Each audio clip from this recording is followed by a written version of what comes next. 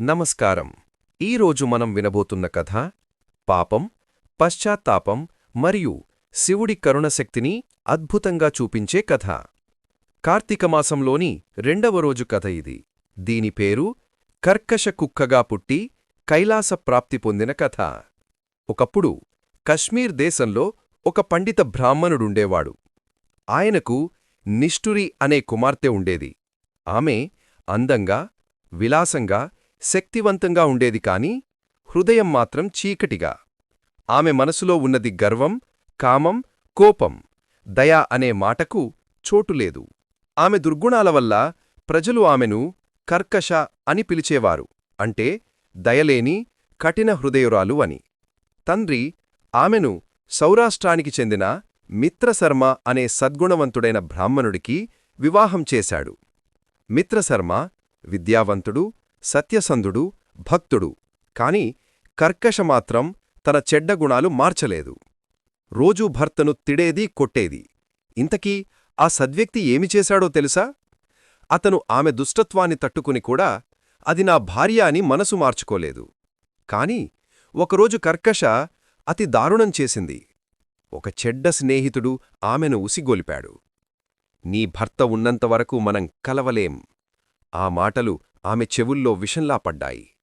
ఆ రాత్రి భర్త నిద్రలో ఉన్నప్పుడు బండరాయితో తలపై కొట్టి చంపేసింది. తర్వాత చీకట్లో దాగి శవాన్ని తీసుకెళ్లి ఒక పాడుబడ్డ బావిలో పడేసింది. ఆ దృశ్యం ఊహించింది. పవిత్ర బ్రాహ్మణ కుటుంబం, కాని అంతా నాశనం. తర్వాత ఆమె జీవితం మరింత దిగజారింది. అనేక పురుషులతో చెడ్డ సంబంధాలు పెట్టుకుంది. తన దేహం వ్యాపారం చేయడం మొదలుపెట్టింది.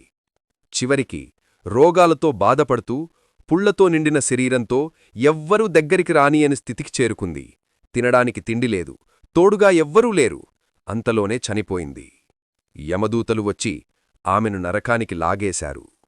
నరకంలో ఆమె చేసిన పాపాలకు తీవ్రమైన శిక్షలు పడ్డాయి. ముళ్ల గదలతో కొట్టారు, సీసం చెవిల్లో పోశారు, రాతిమీద చితక్కొట్టారు. ఆమెతో పాటు 21 తరాలవారిక్కూడా ఆ శిక్షలే. తర్వాత ఆమె 15 సార్లు కుక్కగా జన్మించింది. కాని 15ఓసారి జరిగింది మాత్రం ఆమె జీవితాన్ని మార్చింది.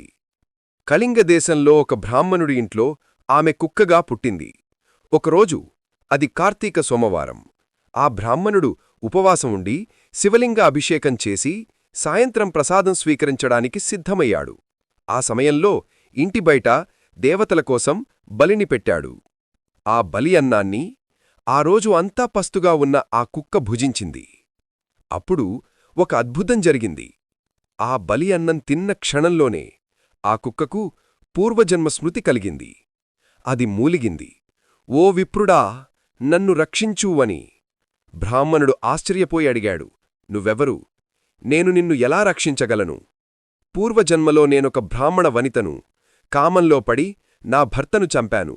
నరకానికి వెళ్లాను. ఎన్నో జన్మలు కుక్కగా పుట్టాను. ఇప్పుడు పూర్వజన్మ గుర్తొచ్చింది. దయచేసి నాకు మోక్షం ప్రసాదించు ఓ విప్రుడా. ఆ బ్రాహ్మణుడు ధ్యానించి తెలుసుకున్నాడు. ఈరోజు కార్తీక సోమవారం. నీవు నా వ్రతంలో నేను విడిచిన బలి తిన్నావు. అందుకే నీకు పూర్వజన్మ జ్ఞానం కలిగింది. అప్పుడా కుక్క ప్రార్థించింది, ఓ దయామజుడా, నాకు మోక్షం ఎలా లభిస్తుంది? ఆ భూసురుడు కరుణతో నిండిపోయాడు. తాను చేసిన అనేక కార్తీక సోమవార వ్రతాల్లో ఒక వ్రత ఫలాన్ని ఆ కుక్కకు ధారపోశాడు. వెంటనే ఆ కుక్క శరీరం విడిచి దివ్య స్త్రీరూపంలో వెలిగిపోయింది. ఆత్మ కైలాసానికి ఎగసి శివుడి పాదముల వద్దకు చేరింది. ఇదే కర్కశ కథ.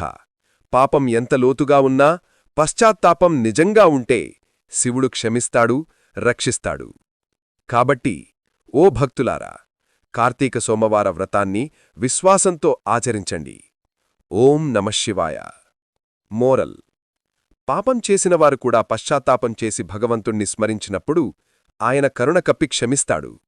కార్తీకమాసంలో ఒక్క మంచి కర్మ కూడా శివానుగ్రహానికి దారితీస్తుంది.